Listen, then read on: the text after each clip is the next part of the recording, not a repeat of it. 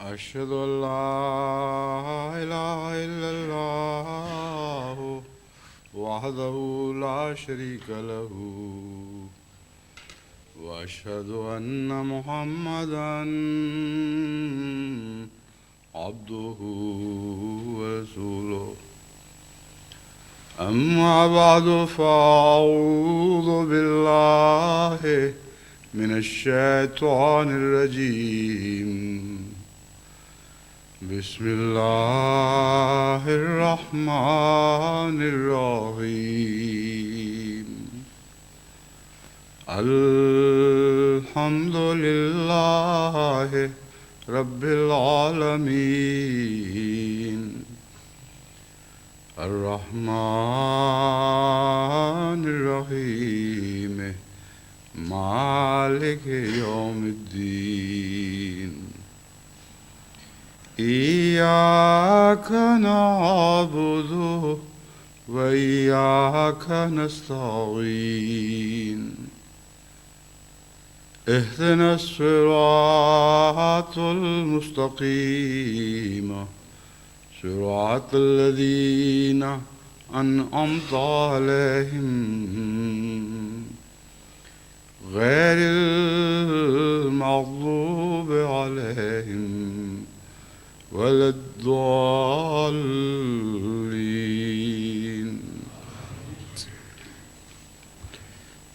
گزشتہ جمعہ میں نے غیر المغضوب علیہم کی تفسیر کے دوران مغضوب علیہم گروہ کی بعض دعائیں نمونتاً آپ کے سامنے رکھی تھیں. وہی مضمون آج بھی جاری رہے گا، لیکن دوسری آیت جو گزشتہ تسلسل میں پیش کرنی تھی اس سے پہلے میں فرعون کے غرق سے متعلق کچھ مزید کہنا چاہتا ہوں. میں نے یہ استنباط کیا تھا کہ قرآن کریم میں جب یہ فرمایا کہ جب فرعون غرق ہونے کے قریب پہنچا تو اس نے ایک دعا کی، اور اس دعا کے نتیجے میں ہم نے اس کو یہ جواب دیا الآن وقد عصیت قبل وکنت من المفسدین.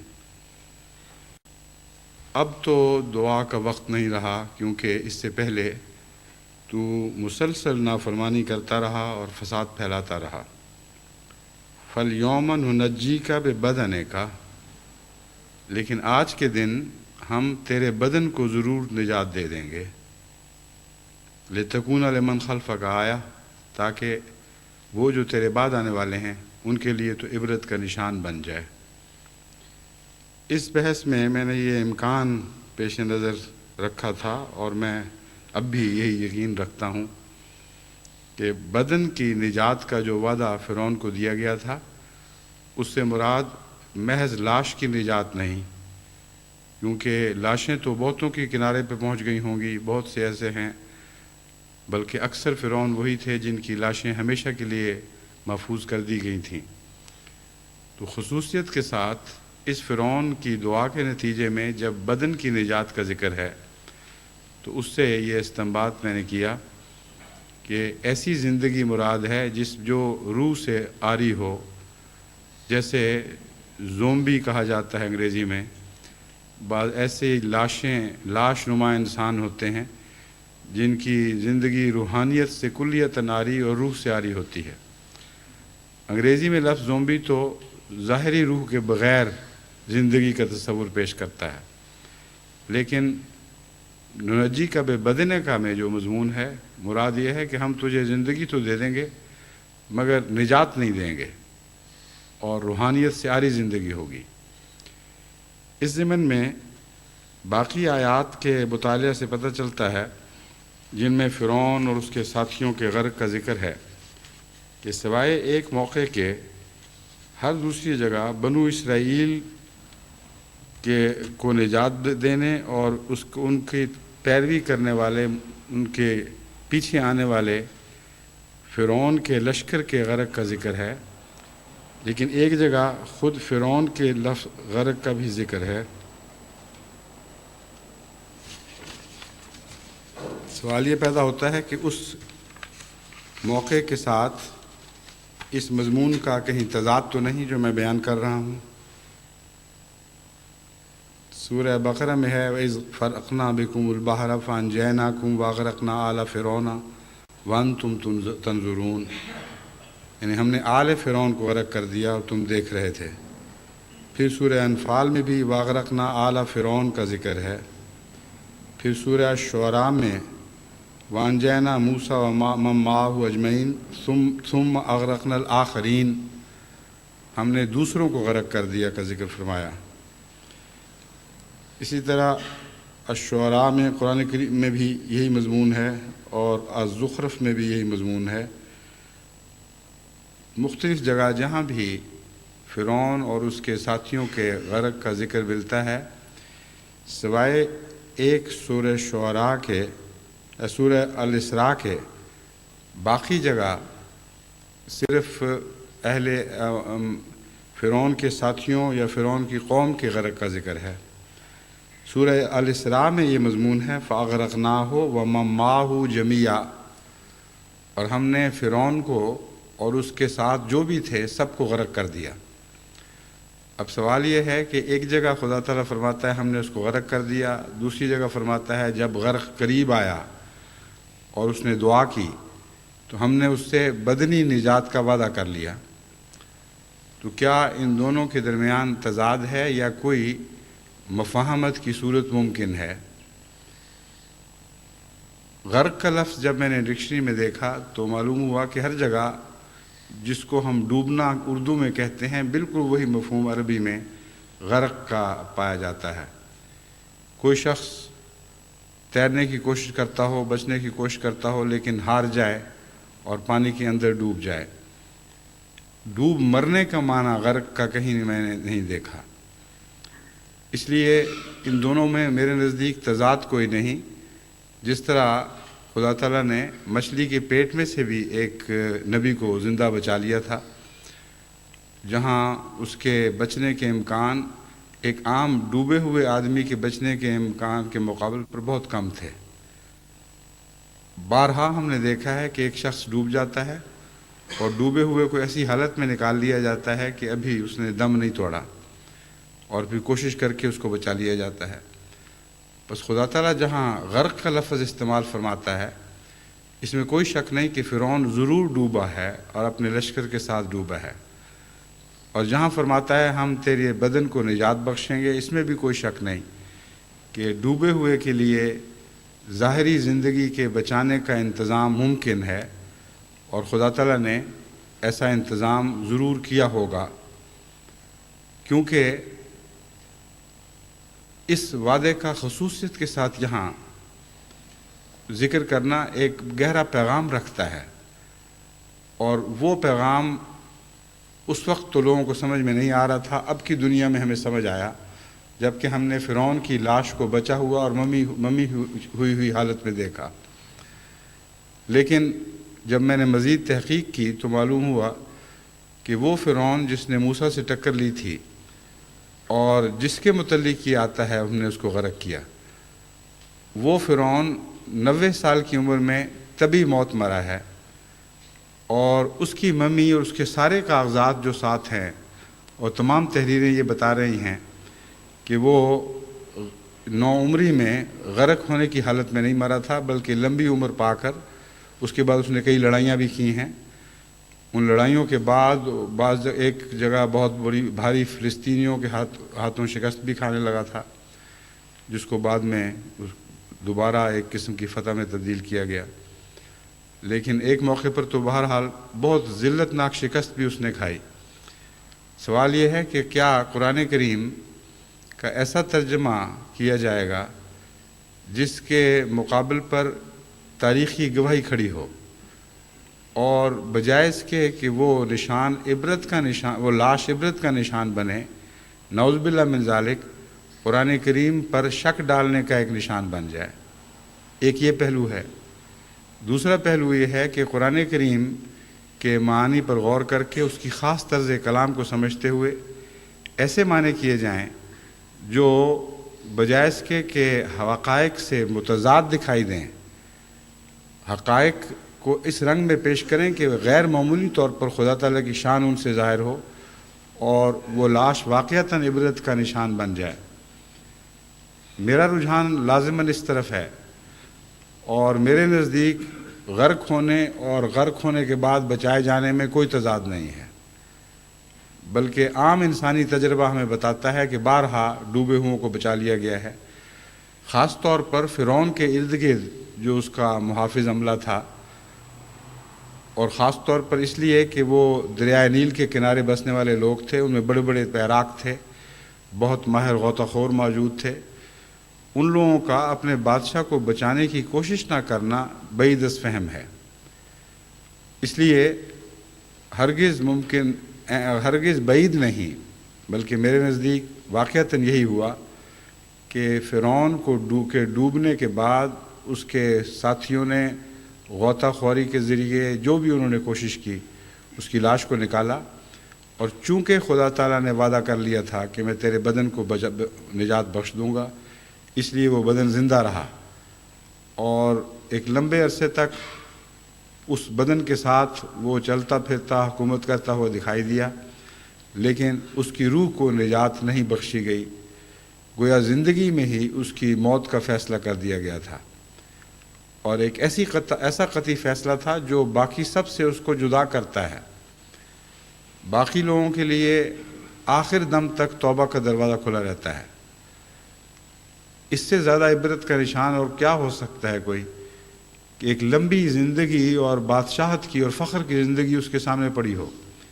اور اس کو معین طور پر خبر دی گئی ہو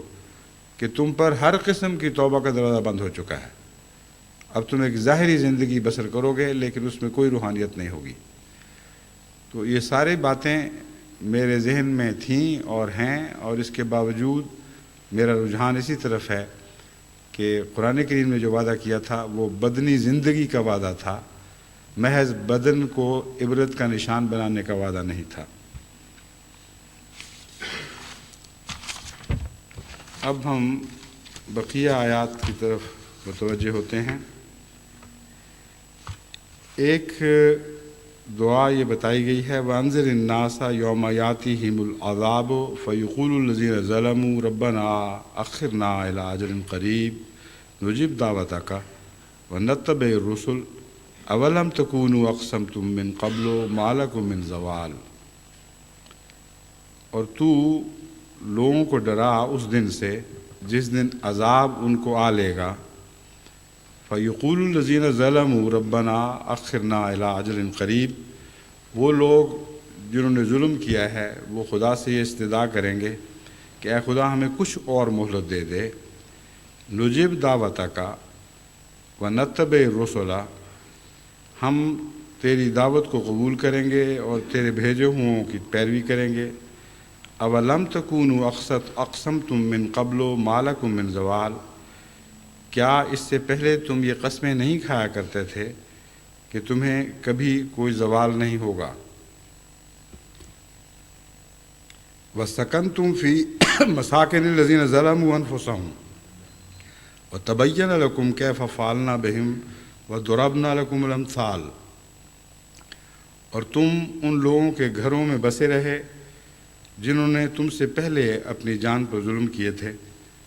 وَتَبَيَّنَ لَكُمْ كَيْفَ فَعَلْنَا بِهِمْ، اور تم پر خوب روشن ہو چکا تھا کہ ان کے ساتھ ہم نے کیا سلوک کیا تھا، وَضَرَبْنَا لَكُمُ الْأَمْثَالَ، اور ہم نے تمہارے سامنے مثالیں کھول کھول کر بیان فرمائی تھیں، وَقَدْ مَكَرُوا مَكْرَهُمْ وَعِندَ اللَّهِ مَكْرُهُمْ، اور جو مکر وہ کر سکے انہوں نے وہ سارے مکر کیے،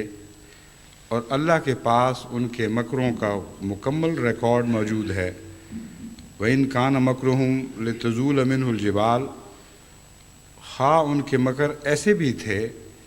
جس سے پہاڑ ٹل جاتے، لیکن اللہ تعالیٰ نے ان کے مکروں کو ناکام کر دیا۔ یہ جو دعا ہے یہ ویسی ہی دعا ہے جو اس سے پہلے بھی کئی دعائیں آپ کے سامنے پیش کی جا چکی ہیں کہ عین اس وقت جب کہ خدا کا فیصلہ آ جائے اس وقت کی دعا قبول نہیں ہوا کرتی۔ اس سے پہلے فرعون کی دعا کی بھی مثال گزری ہے، لیکن اس میں خدا تعالیٰ نے خود استثناء فرمایا ہے کہ جزوی طور پر میں تیری بات مانوں گا لیکن مکمل طور پر نہیں مانی جائے گی۔ اکثر دعائیں تو وہ بیان کی گئی ہیں جو عذاب قیامت کے دن جہنم کے سامنے پیش کرتے ہوئے جہنم کے اندر ظالموں کی التجائیں ہیں، اور ان سب کے رد ہونے کا ذکر ہے۔ کچھ دعائیں وہ ہیں جو موت کا منہ دیکھ کر یا عذاب کا منہ دیکھ کر کی جاتی ہیں، ان کے بھی اکثر رد ہونے کا ذکر ہے۔ سوال یہ ہے کہ ان کی دعائیں صرف 2-3 مضمونوں پہ کیوں مشتمل ہیں؟ وجہ یہ ہے کہ مومن کو تو ایک لمبی زندگی ملتی ہے ابتلاؤں کی، ایسے دور میں جب کہ دعائیں قبول ہو سکتی ہیں وہ دعائیں کرتا ہے اور دعائیں مقبول ہوتی ہیں، اور اس کے بے شمار نمونے ہیں جو اس کی مختلف زندگی کے حالات پر چسپاں پاتے ہیں۔ لیکن کافر کی دعائیں ہوتی اس وقت کی ہیں جب کہ آخری وقت پہنچا ہو، اس لیے صرف نجات کی چند دعائیں یا عذاب سے بچنے کی دعا کے سوا آپ کو کوئی دعا نظر نہیں آئے گی۔ ان کو دعا کا شعور نہیں ہوتا، اس لیے دعا کے بہت تھوڑے نمونے ہیں جو قرآن کریم نے ہمارے سامنے رکھے ہیں، لیکن ان پر بھی جب غور کریں تو ان سے ہمیں بہت سی نصیحت ملتی ہے۔ یہاں ایک عجیب بات یہ ہے کہ دعا یہ ذکر فرمایا کہ جب وہ اب عذاب کا منہ دیکھیں گے تو بچنے کے لیے دعا کریں گے، لیکن جو جواب اللہ تعالیٰ نے دیا ہے اس کا بظاہر اس دعا سے تعلق نہیں ہے۔ فرمایا اولم تکونوا اقسمتم من قبل ما لکم من زوال، کیا تم وہی لوگ نہیں ہو جو اس سے پہلے قسمیں کھایا کرتے تھے کہ تم پر کبھی زوال نہیں آئے گا؟ وہ تو یہ دعا کر رہے ہیں کہ اے خدا ہمیں بچا لے، ہم توبہ کریں گے، ہم سے عذاب ٹال دے تاکہ ہم دوبارہ موقع پائیں کہ تیرے رسولوں کی پیروی کریں اور تجھ پر ایمان لائیں۔ لیکن جواب یہ دیا جا رہا ہے کیا اس سے پہلے تم ہی لوگ یہ قسمیں نہیں کہا کرتے تھے کہ ہمیں کوئی زوال نہیں آئے گا؟ اصل بات یہ ہے کہ یہاں ان کافروں کا ذکر ہے جو زمین میں تکبر کرتے ہوئے خدا کی جگہ لینے کی کوشش کرتے ہیں اور خدا کے بھیجے ہوں کو ایسے چیلنج کرتے ہیں کہ جن کے نتیجے میں گویا خدائی کے اختیارات ان کو مل چکے ہیں، اور کھلے کھلے چیلنج کرتے ہیں کہ جو کچھ کرنا ہے کر لو، جو عذاب لا سکتے ہو لے آؤ، ہم پر کبھی کوئی زوال نہیں آئے گا، ہمیں ہمیشگی کی بادشاہت عطا ہوئی ہے، ہماری طاقت کو کوئی نقصان نہیں پہنچا سکتا۔ تو یہ ساری کہانی ہے جو اس قسم کے اندر بیان فرما دی گئی۔ تم یہ کہا کرتے تھے اور قسمیں کھایا کرتے تھے کہ تمہیں زوال نہیں آئے گا۔ کن معنوں میں زوال نہیں آئے گا؟ جب وہ انبیاء سے ٹکر لیتے تھے تو ان کو کہا کرتے تھے کہ جو کرنا ہے کر گزرو، جو دعائیں کرنی ہے کرو، کوئی دنیا میں ایسی طاقت نہیں، کوئی آسمان پر ایسی طاقت نہیں جو ہماری ترقی کو تنزل میں بدل دے۔ فرمایا کہ جن کے تکبر کا یہ حال تھا، جب عذاب کو سامنے دیکھتے ہیں اور وہ اس زوال کو دیکھتے ہیں جس کے متعلق وہ انکار کیا کرتے تھے، اس وقت ان کی دعا کی قبول ہونے کا کوئی وقت نہیں رہتا۔ وَسَكَنْتُمْ فِي مَسَاكِنِ الَّذِينَ ظَلَمُوا أَنفُسَهُمْ، یہاں ہر جگہ جہاں کافر کی یا ظالم کی دعا بیان ہوئی ہے اس کی رد ہونے کی دلائل بھی بیان فرما دیے گئے ہیں۔ فرمایا تم تو ایسے لوگ ہو جو تم نے کبھی نصیحت پکڑی ہی نہیں، اب عذاب کو دیکھ کر کیسے نصیحت حاصل کرو گے؟ کیا اس سے پہلے تم جیسے لوگوں پر عذاب نہیں آئے تھے؟ کیا انہی کے گھروں میں تم بسے نہیں رہے؟ کیا تم نے تاریخ سے یہ سبق نہیں سیکھے کہ تم جیسے کام کرنے والے تم سے پہلے ہلاک کر دیے گئے؟ بس اگر عذاب سے تم نے نصیحت پکڑنی ہے تو پہلوں کے عذاب سے کیوں نصیحت نہ پکڑی؟ وہ بھی تو تم جیسے ہی تھے، تمہارے جیسے کاموں کے نتیجے میں اپنے بد انجام کو پہنچے۔ بس تمہارے سامنے ان کا ماضی ہے، اور اب تم اس ماضی کو بھلا کر نظر انداز کرنے کے بعد جب اس کو مستقبل کے طور پر اپنے سامنے دیکھ رہے ہو تو ہمیں کہتے ہو کہ ہمیں واپس کر دو، ہم نصیحت پکڑیں گے۔ اس فطرت کے خلاف بات ہے۔ جس نے نصیحت پکڑنی ہو وہ دوسرے کے بد حال کو دیکھ کر اپنے لیے نصیحت کا رستہ اختیار کرتا ہے اور نیکی کا رستہ اختیار کرتا ہے۔ جب اپنے اوپر آ پڑے تو پھر بچنے کا کوئی سوال نہیں رہا کرتا۔ وقد مکروا مکرہم وعند اللہ مکرہم، اور پھر وہ بھی بہت مکر کرنے والے سے تمہاری طرح، اور خدا کے پاس ان کا مکر ہے۔ اس کا مطلب یہ ہے کہ اللہ تعالیٰ کے قبضہ قدرت میں ہے کہ ان کے مکر کو جس طرح چاہے ذلیل و رسوا کر کے نامراد کر دے۔ عند اللہ مکرکم، خدا کی مٹھی میں ہے ان کے مکر، خدا والوں کو کیا کہہ سکتے ہیں۔ دوسرا ہے خدا کے پاس ان کے مکروں کا مکمل ریکارڈ موجود ہے۔ وَإِن كَانَ مَكْرُهُمْ لِتَزُولَ مِنْهُ الْجِبَالُ، اگر ایسے ایسے مکر بھی ان کے پاس ہوتے جس سے پہاڑ ٹل جاتے، تب بھی خدا کے قبضہ قدرت میں تھے، خدا کی مرضی کے بغیر وہ سارے مکر بے اثر رہتے اور بے اثر رہے۔ تو جو دعا آخر پر نامنظور کی جاتی ہے اس کا فلسفہ بھی خدا تعالیٰ ساتھ ساتھ بیان فرماتا چلا جا رہا ہے۔ وَإِذْ قَالَ رَبُّكَ لِلْمَلَائِكَةِ إِنِّي خَالِقٌ بَشَرًا مِّن صَلْصَالٍ مِّنْ حَمَإٍ مَّسْنُونٍ، یہ وہ دعا اس کے بعد، اس ذکر کے بعد کہ کس طرح ہم نے انسان کو ایک گلی سڑی مٹی سے پیدا کیا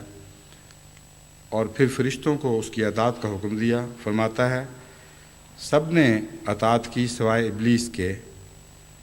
جب خدا نے پوچھا لم کہ کیوں تو نے ایسی اطاعت نہیں کی، اس نے یہ کہا قال لم اکل اسجد لبشر خلقتہ من صلصال من حمأ مسنون، کہ میں ان میں سے نہیں ہوں جو ایک ایسی ذلیل چیز کی اطاعت کریں جسے تو نے گندی مٹی سے پیدا کیا ہے۔ ایسی گھٹیا اور رسوا چیز کی اطاعت کرنے والوں میں نہیں ہوں۔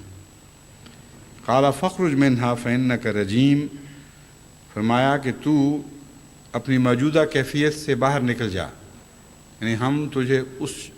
حالت میں نہیں رہنے دیں گے جس حالت میں ہم نے تجھے بنایا تھا، تجھے ذلیل و رسوا کریں گے۔ وَإِنَّ عَلَيْكَ اللَّعْنَةَ إِلَىٰ يَوْمِ الدِّينِ، اور قیامت تک کے دن کے لیے تجھ پر لعنت ہے۔ تب یہ سننے کے بعد شیطان نے دعا کی ہے، لیکن یہاں لفظ شیطان نہیں ہے بلکہ ابلیس ہے۔ یا ابلیس و مالک اللہ تکون من الساجدین، یہاں لفظ ابلیس خاص طور پر قابل توجہ ہے، میں آگے جا کے بیان کروں گا کہ کیوں یہاں یہ خاص اہمیت رکھتا ہے۔ قال رب فانظرنی الی یوم یبعثون، اے خدا مجھے مہلت دے اس وقت تک کے لیے جب کہ لوگوں کو دوبارہ تو نئی زندگی عطا کرے گا۔ قال فإنک من المنظرین، فرمایا ہاں تجھے ہم اس وقت تک کے لیے مہلت دیتے ہیں۔ الی یوم الوقت المعلوم، اس معین وقت تک کے لیے جس کا ذکر گزر چکا ہے۔ قال رب بما اغویتنی لأزینن لہم فی الارض ولأغوینہم اجمعین، اے میرے رب چونکہ تو نے مجھے گمراہ قرار دے دیا ہے، میں ان کے لیے زمین میں جو کچھ ہے وہ بہت ہی حسین اور خوبصورت بنا کر دکھاؤں گا۔ وَلَأُغْوِيَنَّهُمْ أَجْمَعِينَ، اور میں سب کے سب تیرے بندوں کو گمراہ کر دوں گا۔ إِلَّا عِبَادَكَ مِنْهُمُ الْمُخْلَصِينَ، وہاں شیطان نے خود یہ استثناء کیا سوائے ان بندوں کے جو تیرے مخلص بندے ہیں۔ یہاں مخلص کا لفظ نہیں بلکہ مخلص کا لفظ استعمال کیا گیا ہے، مراد یہ ہے جن کو تو خالص کر دے۔ پس شیطان نے جو بات کی ہے وہ بھی حکمت کی بات ہے، اور شیطان کی طرف بھی قرآن کریم نے جو باتیں منسوب کی ہیں ان میں سے بعض عقل اور سمجھ کی باتیں ہیں، اور معلوم ہوتا ہے کہ بڑے بڑے شیطان دنیا میں صاحب عقل بھی ہوتے ہیں جب مگر انکار کی دفعہ ان کی عقلیں ماری جاتی ہیں۔ جس طرح ابو جہل پہلے ابو الحکم کہلاتا تھا، حکمت کا باپ، وہ جہالت کا باپ بن گیا۔ اور یہاں ابلیس سے مراد میں سمجھتا ہوں ہر دور کا ابلیس ہے، اور مہلت دینے سے مراد یہ ہے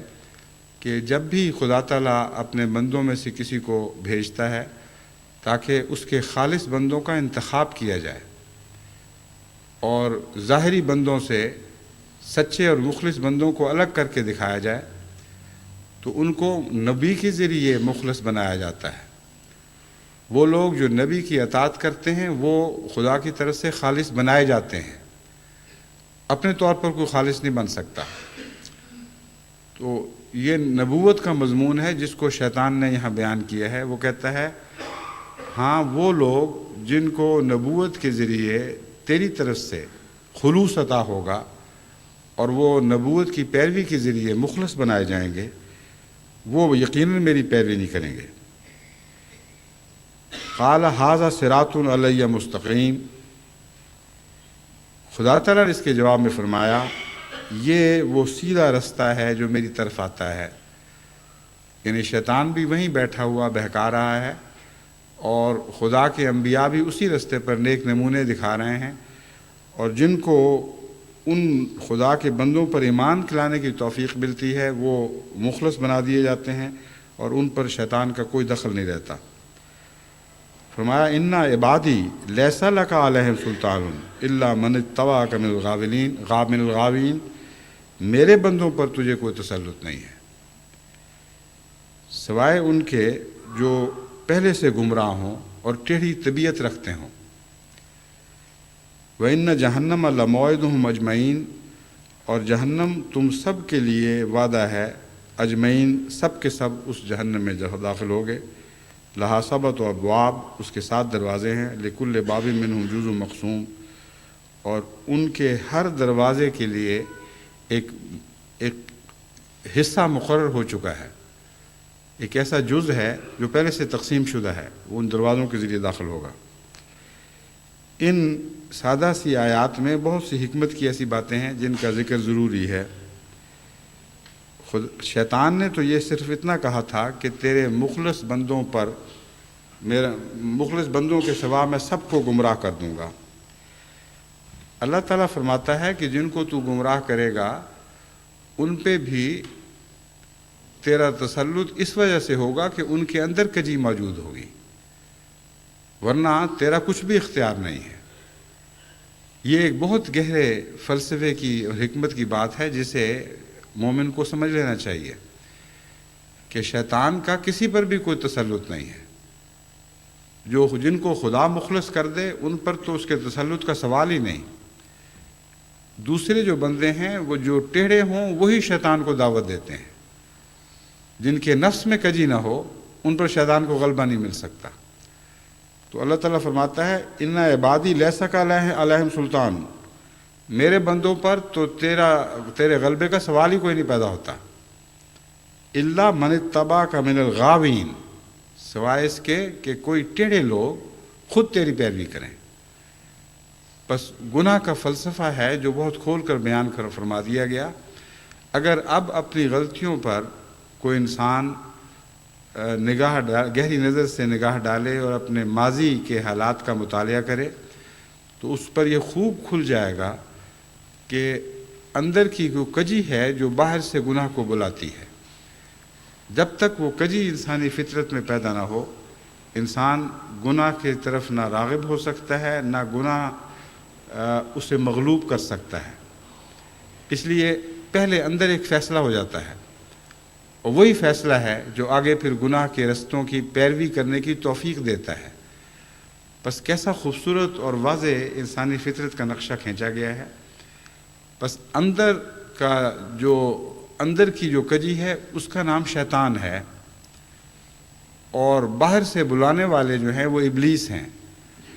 اور آن حضرت صلی اللہ علیہ وآلہ وسلم کے دور میں بھی ابو جہل ایک ابلیس تھا، اور اسی طرح ہر دور میں بہت سے ابلیس پیدا ہوتے ہیں، ضروری نہیں کہ صرف ایک ہی ہو۔ وہ بدیوں کی طرف بلاتے ہیں، اور ہر انسان کے اندر ایک شیطان ہے، جیسا کہ آن حضرت صلی اللہ علیہ وآلہ وسلم نے فرمایا کہ ہر شخص کی رگوں میں شیطان دوڑ رہا ہے، اور ہر شخص کا اپنا شیطان ہے۔ جب پوچھا گیا کہ یا رسول اللہ آپ کا بھی شیطان ہے؟ آپ نے فرمایا ہاں، لیکن وہ مسلمان ہو گیا، یعنی میرے اندر کوئی کجی رہی نہیں۔ یہ بہت گہرا فطرت کا راز ہے۔ ہر انسان کی رگوں میں کچھ نہ کچھ کجی موجود ہوتی ہے جو اسے باہر کی بد آواز کے سامنے سر جھکانے پر آمادہ کر دیتی ہے، اور اصل خطرناک شیطان اندر کا شیطان ہے۔ اور وہ شیطان اگر مسلمان ہو جائے تو پھر کسی کو دنیا میں اس شخص کے اوپر غلبہ نہیں نصیب ہو سکتا، یعنی خدا کے سوا کسی کو اس شخص پر غلبہ نصیب نہیں ہو سکتا۔ تو اس فطرت، اس انسانی گہری فطرت کے راز کو سمجھنے کے بعد ایک انسان شیطانی اثرات سے یا ابلیسی اثرات سے بہتر رنگ میں بچ سکتا ہے۔ اور مزید پھر اس بات کو واضح فرما دیا کہ یہاں فطرت انسانی کی بات ہو رہی ہے۔ فرمایا جہنم جس میں یہ لوگ داخل کیے جائیں گے، لہا سبت و ابواب، اس کے 7 دروازے ہیں۔ جنت کے بھی 7 دروازے بتائے گئے ہیں اور جہنم کے بھی 7 دروازے بتائے گئے ہیں۔ اس ضمن میں ایک مرتبہ ربہ میں آغاز کے سالوں میں نے ایک خطبہ دیا تھا جس میں سمجھایا تھا کہ ان دروازوں سے کیا مراد ہے۔ 5 تو حواس خمسہ ہیں، کان کا دروازہ، آنکھ کا دروازہ، شامہ، قوت شامہ کا دروازہ، مزے کا دروازہ، لمس کا دروازہ وغیرہ وغیرہ۔ یہ 5 سوراخ ایسے ہیں جن کے ذریعے انسان بیرونی دنیا سے رابطہ کرتا ہے۔ اگر ان دروازوں پر پہرے نہ بٹھائے گئے ہوں تو جہاں بھی کمزوری ہوگی وہاں سے کوئی اچکا داخل ہو سکتا ہے، کوئی چور آ سکتا ہے۔ بس جو لوگ ان دروازوں کی حفاظت کریں وہ خدا کے فضل کے ساتھ امن میں رہتے ہیں۔ لیکن 2 دروازے اندر بھی ہیں، ان میں سے ایک دماغ کا دروازہ ہے اور ایک دل کا دروازہ ہے، اور یہ وہ دونوں دروازے ایسے ہیں جو تمام 5 اثرات کو قبول کرتے یا رد کرتے ہیں، اور ان اثرات کے نتیجے میں ان کی اپنی ایک شخصیت پیدا ہوتی ہے۔ ایک شخصیت ذہنی قابلیتوں کی شخصیت ہے، ایک شخصیت جذباتی قابلیتوں کی شخصیت ہے، اور یہ دونوں چیزیں بیرونی اثرات سے رفتہ رفتہ بنتی ہیں، اور اندرونی قابلیتوں کے اوپر جب بیرونی اثرات اپنی روشنی ڈالتے ہیں تو ان کے نتیجے میں اندر سے ایک روشنی پیدا ہوتی ہے۔ اسی طرح بیرونی اندھیرے جب اندر کے اندھیروں پر اپنا اثر ڈالتے ہیں تو اندر سے ایک اور تاریکی پیدا ہوتی ہے۔ بس ذہنی تاریکیاں ہوں یا قلبی تاریکیاں ہوں، ذہنی روشنیاں ہوں یا قلبی روشنیاں ہوں، یہ 2 دروازے ہر انسان کے اندر کھلے رہتے ہیں۔ بس قرآن کریم نے جب فرمایا کہ 7 دروازوں سے جہنم میں تم لوگ داخل کیے جاؤ گے تو مراد یہ ہے کہ اندر کے شیطان، انسانی نفس کے ساتھ لگے ہوئے شیطان جو ہیں یہ سب سے زیادہ اہمیت رکھتے ہیں۔ ان میں سے زبان، آنکھ، ناک وغیرہ وغیرہ، یہ جتنے بھی 5 حواس خمسہ ہیں ان کے دروازے ہیں۔ ان پر اگر انسان قابو پا لے اور ان کو خدا کے سپرد کر دے تو پھر اندر کے 2 دروازے بھی واقعتاً خدا کے سپرد ہو جاتے ہیں، یعنی ذہن کا دروازہ اور دل کا دروازہ۔ اللہ تعالیٰ فرماتا ہے کہ ایسے لوگ وہ ہیں جو مخلصین ہیں، جن کو اللہ کے لیے خالص کر دیا گیا ہے، ان پر کسی ابلیس کو کوئی تسلط نہیں ہو سکتا۔ یہ مضمون سمجھنے کے بعد یہ بات واضح ہو جاتی ہے کہ یہ کتنا مشکل کام ہے، اور خدا تعالیٰ نے صراط مستقیم کی یہ تعریف فرمائی ہے کہ یہ صراط مستقیم ہے جہاں یہ سب کچھ ہوتا ہے، اور روز 5 وقت 5 نمازوں میں ہر رکعت میں ہم یہ دعا کرتے ہیں ہمیں صراط مستقیم پر چلا۔ کیسی صراط مستقیم ہے جہاں نیک بھی چلتے ہیں، بد بھی چلتے ہیں، ٹھوکریں کھانے والے لوگ بھی ہیں، بچ کر نکل جانے والے بھی لوگ ہیں۔ اکثر وہ ہیں جو رستہ کھو دیں گے، کم وہ ہیں جو خوش نصیب ہیں جو آخر منزل تک پہنچیں گے۔ ان سب کے مضامین تفصیل سے قرآن کریم نے کھول کر ہمارے سامنے رکھے، تمام دعائیں ہمیں سکھائیں، وہ ان بد دعاؤں سے ہمیں متنبع کیا جو مغضوب علیہم اور ضالین کی دعائیں ہیں، لیکن وہ بھی صراط مستقیم پر بھی آپ کو ملتے ہیں۔ لیکن وہ صراط جو سیدھی خدا تک پہنچا دیتی ہے وہ عباد اللہ المخلصین کی راہ ہے، اور انہی کی دعائیں کرتے ہوئے ہمیں ان رستوں پر آگے بڑھنا چاہیے،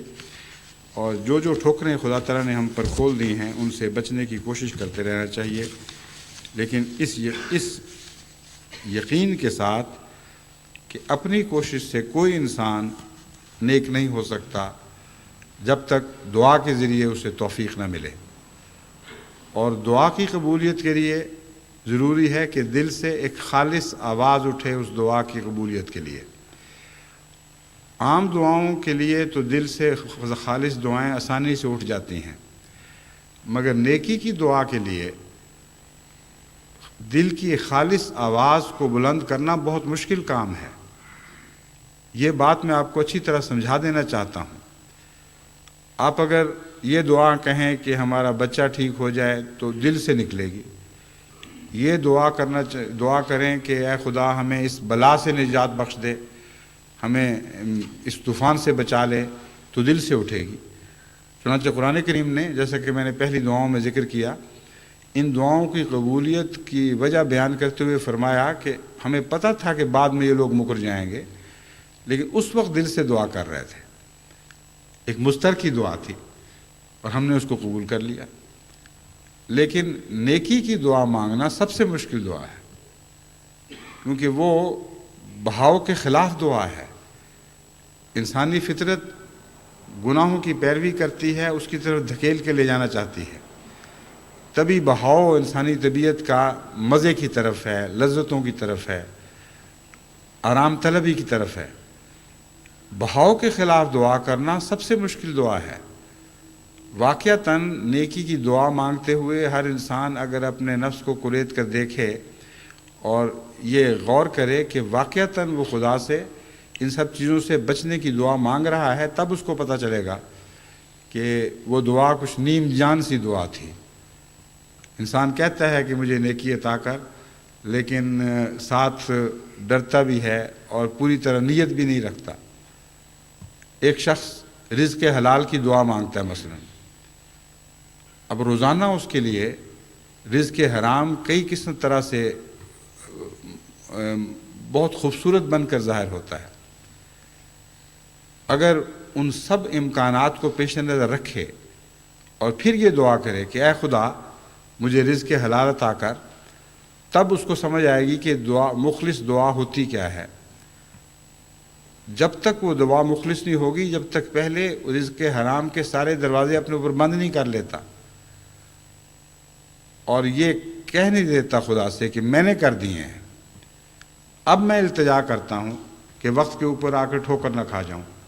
اس وقت تک یہ دعا مخلص نہیں ہو سکتی۔ تو مخلص دعا یعنی نیکیوں کے معاملے میں مخلص دعا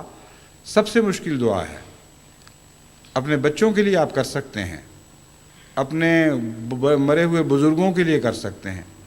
کیونکہ ان کی خاطر آپ کو اپنے اندر تبدیلی کی ضرورت نہیں ہے، آسانی سے کر سکتے ہیں۔ مائیں بچوں کو جتنی مرضی دعائیں دے لیں، اے خدا ان کو نیک بنا، سب ٹھیک ہے، لیکن اپنے لیے نیکی مانگیں، اپنی کجیاں درست کرنے کی دعائیں مانگیں، اپنے جھوٹ سے بچنے کی دعا مانگیں، اپنی نمازیں پڑھنے کی توفیق پانے کی دعائیں مانگیں، اور بہت سی ایسی دعائیں مانگیں۔ تب ان کو سمجھ آئے گی کہ بچوں کے لیے تو پوپلے منہ سے آسانی سے دعائیں کر لیں، مرے ہوئے بزرگوں کے لیے بھی کر لیں، لیکن وہ دعائیں بھی تب زیادہ مقبول ہوں گی اگر اپنے لیے بھی اسی جان کے ساتھ دعائیں کی جائیں۔ اس لیے اپنے لیے دعائیں یہ بھی فیصلہ کر دیتی ہیں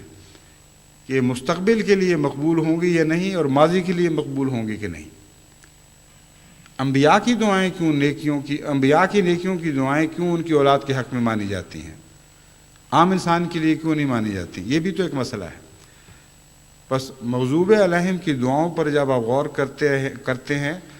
تو بہت سی نیک لوگوں کی دعاؤں کی حکمتیں بھی سمجھ آنے لگ جاتی ہیں۔ اسی لیے یہ مضمون ضروری ہے، اور اسی لیے میں آپ کے سامنے اسے کھول کر رکھنا چاہتا ہوں۔ جو مغضوب لوگوں کی دعائیں ہیں یا کج لوگوں کی دعائیں ہیں، وہ جب نیکی کی دعائیں بھی کرتے ہیں تو ان کے اندر ایک کجی ہو جاتی ہے، اور اس کجی کی وجہ سے وہ دعائیں رد ہو جاتی ہیں۔ اور غیروں کے لیے خواہ کجی نہ بھی ہو، چونکہ اپنے لیے کجی ہوتی ہے، اس لیے دوسروں کی دعاؤں میں بھی کمزوری واقع ہو جاتی ہے۔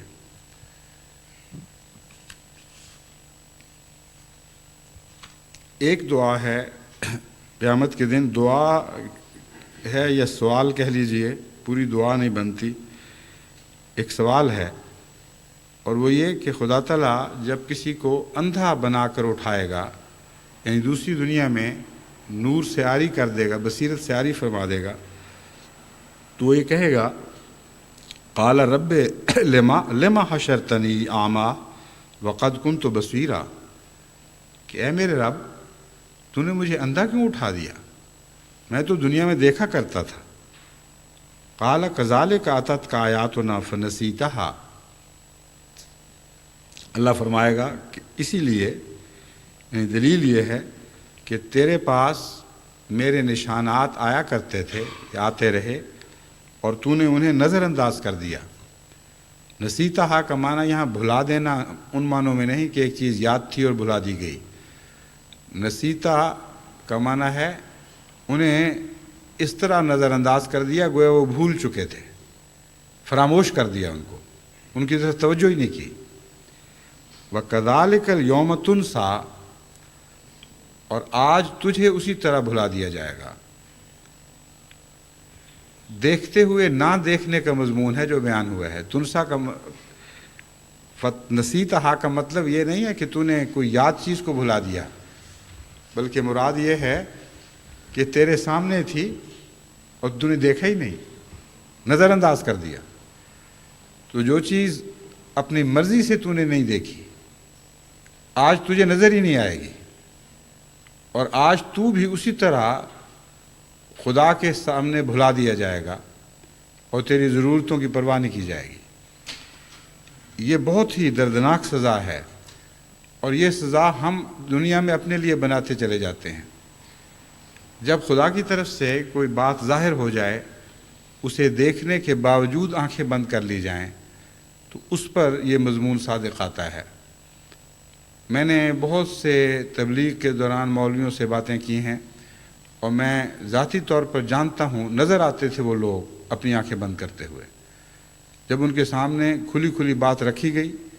تو ان کے چہروں پر آپ خوف کے آثار دیکھ سکتے تھے۔ آپ جانتے تھے کہ ان کو نظر آ گیا ہے، لیکن بڑی پریشانی کے ساتھ انہوں نے اس رخ کو موڑا ہے اور کوشش کر کے مضمون کو بدلتے تھے۔ یہ ان لوگوں کا ذکر ہے، اور بعض دفعہ انسان روزمرہ کی زندگی میں مومن ہوتے ہوئے بھی ایسی غلطیاں کر جاتا ہے۔ اس لیے اس سوال کا جواب خدا نے ہمیشہ کے لیے دے دیا کہ تم آئندہ کی زندگی کے لیے اپنی بصارت اور بصیرت خود بناؤ گے یا خود بگاڑو گے۔ اگر اس دنیا میں تم اندھے بن کے رہو گے تو قیامت کے دن بھی اندھے ہی اٹھائے جاؤ گے، اور اگر اس دنیا میں روشنی پاؤ گے تو پھر قیامت کے دن بھی روشنی عطا ہوگی۔ اس کا تعلق صرف آنکھوں سے نہیں بلکہ حواس خمسہ سے ہے۔ تمام حواس کا تعلق خدا تعالیٰ کی بعض فرما برداریوں اور بعض نشانات سے ہے، اور جہاں جہاں انسان ان کو بھلاتا ہے، وہاں اگر پرکلیتاً ان پر فالج نہیں گرا دیتا تو کم سے کم ان حصوں کو بیمار کر دیتا ہے، اور قیامت کے دن ان حصوں سے اس نے جنت کی لذتیں پانی ہیں یا ان جنت سے محرومی کے نتیجے میں عذاب دیکھنا ہے۔ اس لیے بہت ہی احتیاط کی ضرورت ہے کہ اس دنیا میں ہم اپنے حواس خمسہ کو اس طرح استعمال کریں کہ ان سے ملتے جلتے ان سے تعلق رکھنے والے حواس خمسہ آئندہ کی دنیا میں پیدا ہوتے رہیں۔ چنانچہ جب میں نے کہا کہ اس کا تعلق صرف آنکھوں سے نہیں بلکہ دوسرے حواس سے بھی ہے، اس کی وجہ یہ ہے کہ قرآن کریم اس کے بعد فرماتا ہے وَكَذَلِكَ نَجْزِي مَنْ أَسْرَفَ وَلَمْ يُؤْمِنْ بِآيَاتِ رَبِّهِ، ہم اسی قسم کا سلوک ہر اس شخص سے کرتے ہیں جو اسراف سے کام لیتا ہے اور خدا تعالیٰ کے نشانات پر ایمان نہیں لاتا اور ان کا انکار کرتا ہے۔ وَالْعَذَابُ الْآخِرَةِ أَشَدُّ وَأَبْقَىٰ، اس ضمن میں جو بعد میں آنے والا عذاب ہے وہ زیادہ سخت ہوگا اور باقی رہنے والا ہوگا۔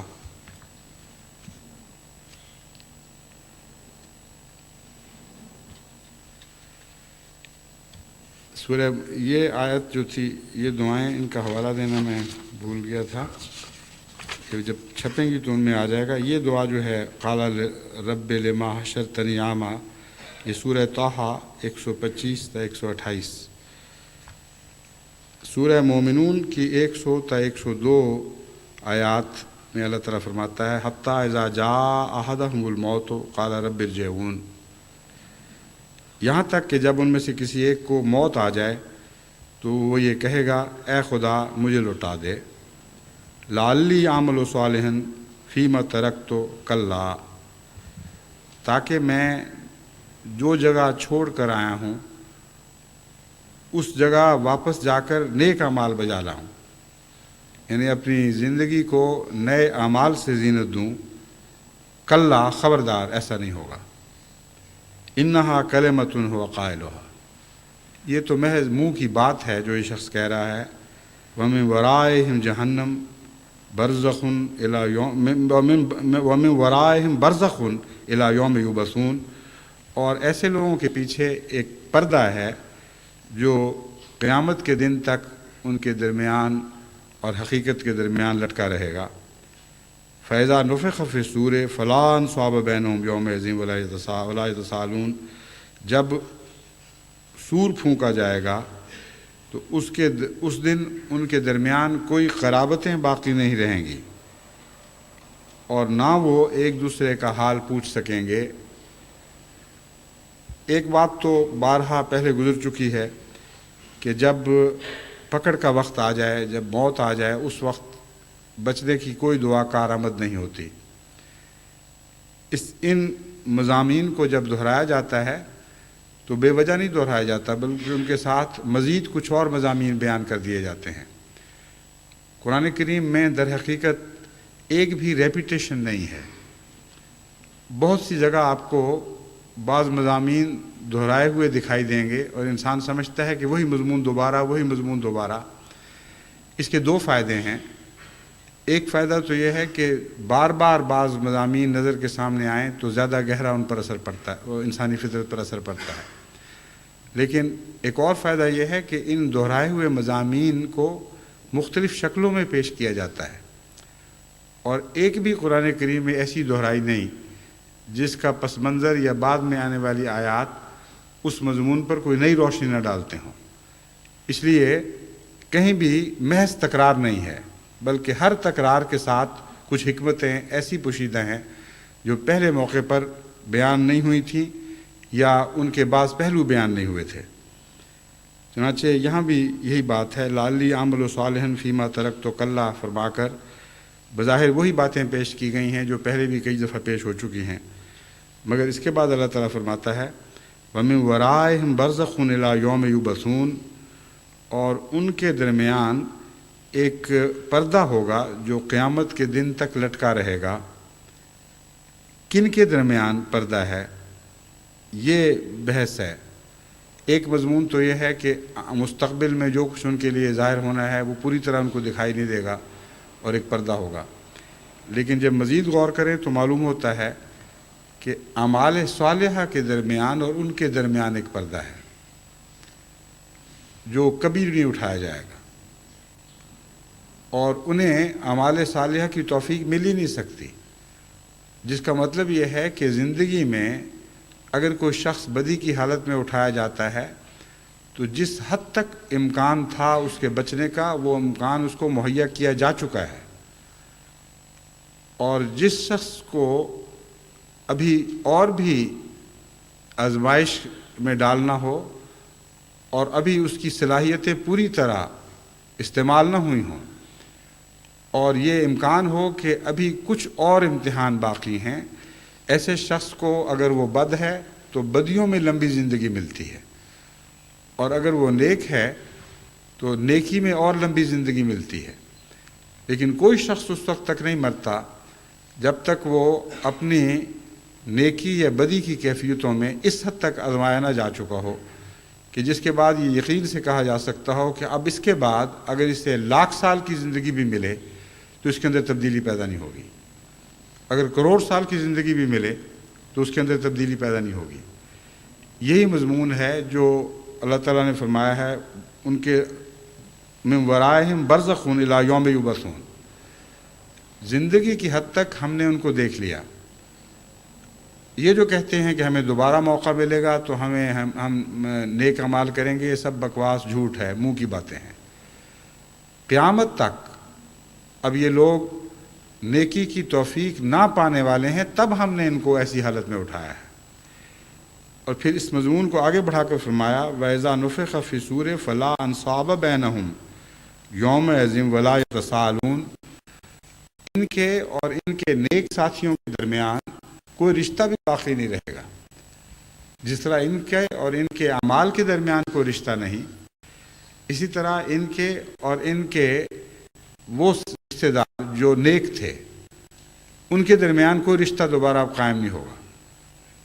بلکہ ان کے بدوں کے ساتھ رشتے رہیں گے۔ اور جس طرح یہاں انسان اپنے نیک ساتھیوں کے بھی حال پوچھ لیا کرتا ہے، اولاد ہو یا ماں باپ ہوں یا اور عزیز ہوں اقربا ہوں،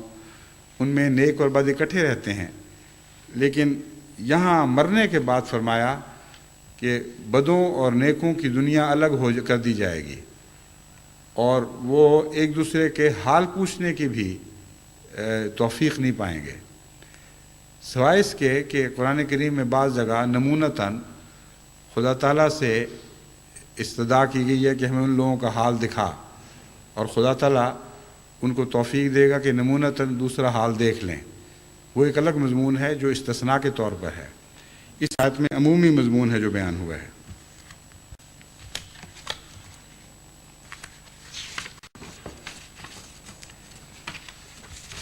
اب میں اس مضمون کو سر دست یہاں چھوڑتا ہوں، کیونکہ مختصراً ایک اور بات بھی آپ کے سامنے رکھنی ہے۔ ہمارا مالی سال اختتام کو پہنچا ہے 30 جون کو۔ میں چونکہ دورے پر تھا اس لیے میں اس کے متعلق پہلے کوئی گفتگو نہیں کر سکا۔ واپس آنے کے بعد مجھے بعض اطلاعیں ملی ہیں، اللہ تعالیٰ کے فضل سے جن ممالک سے بھی اطلاع ملی ہے ان میں یہ خوشخبری ہے کہ بجٹ سے توقع سے زیادہ آمد ہو چکی ہے۔ پاکستان میں بھی انتہائی مشکل حالات کے باوجود مسلسل یہی مضمون ہمیشہ دہرایا جاتا ہے کہ سال ختم ہونے سے پہلے نائب صاحب بیت المال ڈرانے کے خط لکھتے ہیں اور ایسے اطلاعیں بھیجتے ہیں کہ گویا اس دفعہ تو بالکل ہم رہ جائیں گے اور معلوم ہی نہیں ہوتا کہ کس طرح آمد پوری ہوگی، لیکن میرا خیال ہے وہ جان کے ڈراتے ہیں دعا کی خاطر، تاکہ دعاؤں کی طرف زیادہ توجہ پیدا ہو۔ اب میں سفر میں تھا، مجھے ان کا خط ملا اور بہت سخت ڈرانے والا خط تھا کہ اس دفعہ تو حالت حد سے زیادہ خراب ہو چکی ہے اور کوئی صورت نظر نہیں آتی کہ گویا ہم اس دفعہ بجٹ پورا کر سکیں گے۔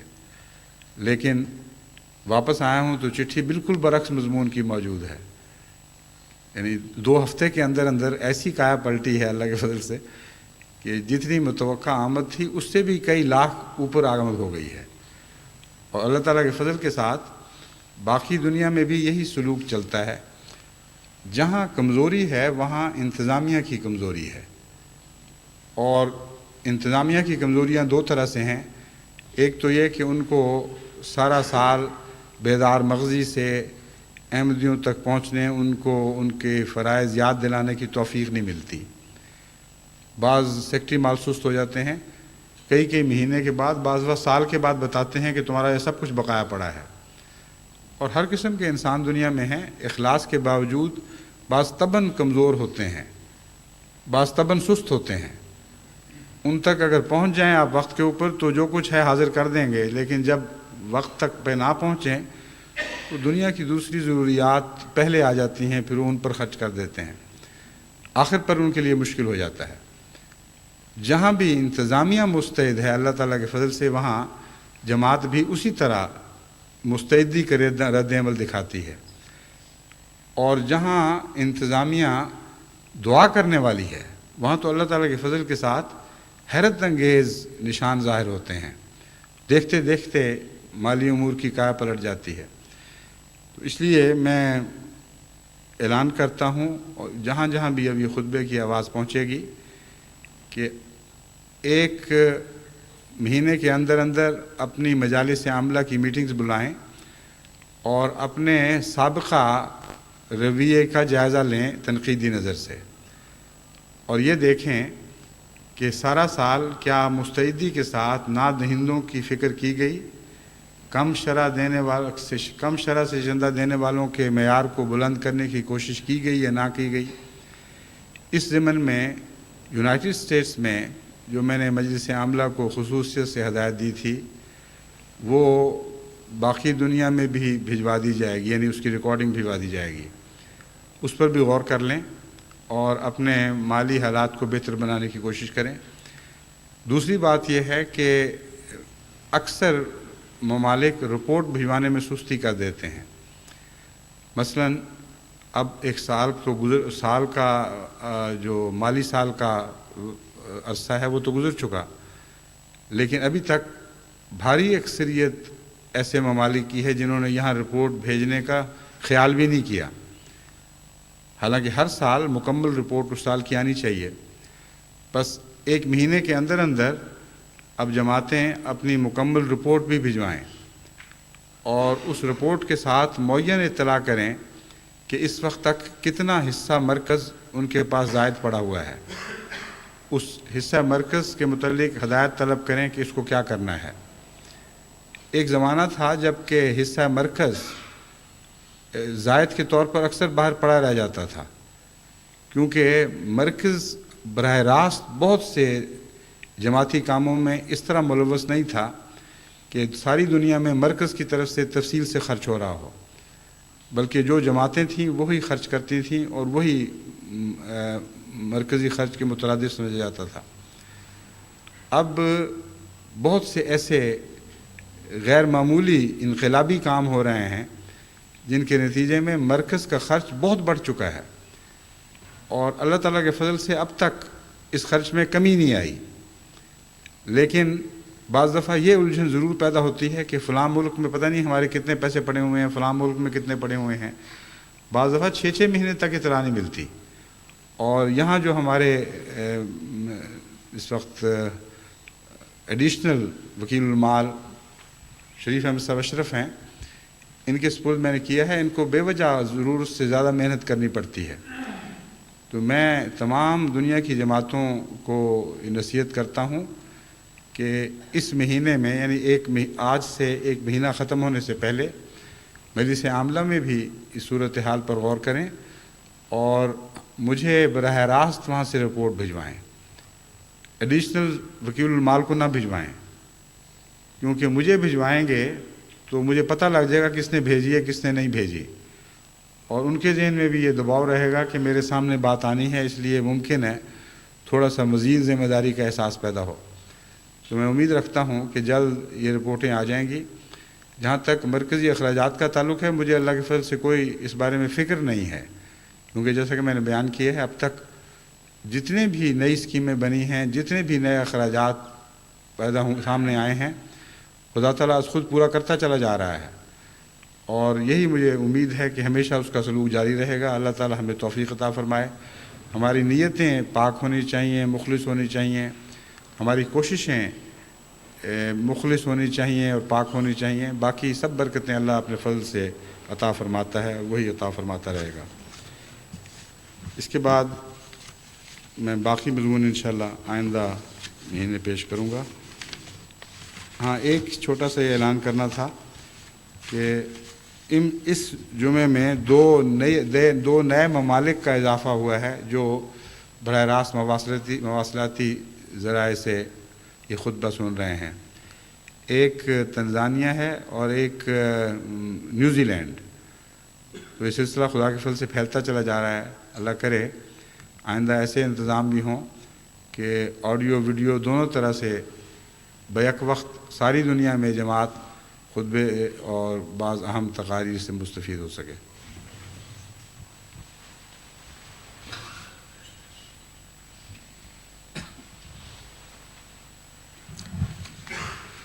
الحمد للہ نحمده ونستعینه ونستغفره ونؤمن به ونتوکل علیہ ونعوذ باللہ من شرور انفسنا ومن سیئات اعمالنا من یهده اللہ فلا مضل له ومن یضللہ فلا هادی له ونشهد أن لا إله إلا الله وحده لا شريك له ونشهد أن محمدا عبده ورسوله عباد الله رحمكم الله إن الله يأمر بالعدل والإحسان وإيتاء ذي القربى وينهى عن الفحشاء والمنكر والبغي يعظكم لعلكم تذكرون اذكروا الله يذكركم وادعوه يستجب لكم ولذكر الله أكبر